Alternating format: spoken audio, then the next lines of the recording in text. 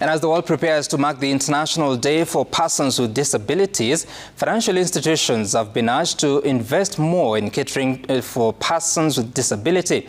The latest banking industry report shows that less than 1% of financial institutions operating in Kenya have incorporated persons with disability in their workforce. Mbogoh has more on the efforts in the banking industry has to make towards inclusive banking.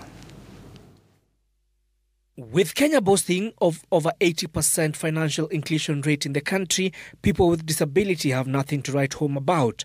According to the Kenya Bankers Association Banking Industry Persons with Disability Access Report, less than 1% of employees in 54.5% of the banks are persons with disability, while only 6.9% of all commercial banks have more than 5% of their service providers reported as PWDs. If the 1.1 million persons living with disability were to be incorporated into the financial services sector, would have 492 million additional tax that the government would get.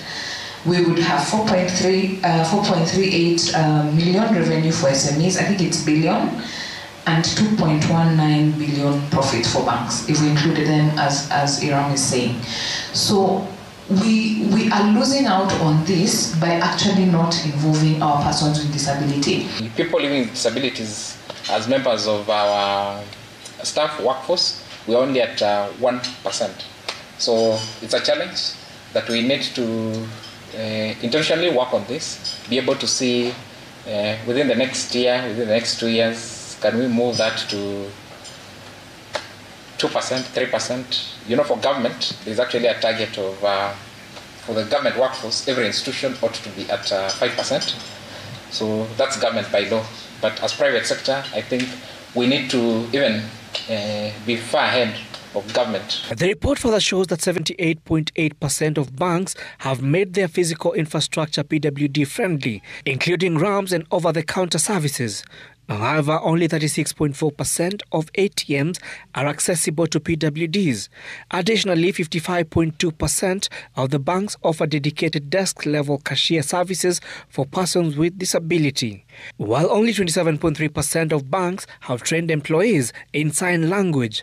Further, only 13.8% of the banks have remediated their digital platform for accessibility. Right? So some of these apps are not friendly to those with dyslexia. They're not friendly to those with epilepsy. They're not friendly to those with low vision. Right? So looking at all this and saying some of these things are quick kills. We just need to tweak some of these back-end codes and it becomes accessible, and let's run with it. The biggest challenge for all of you. Why are we not employing persons with disabilities? That's a quick kill. Mbogoh, Citizen TV, Nairobi.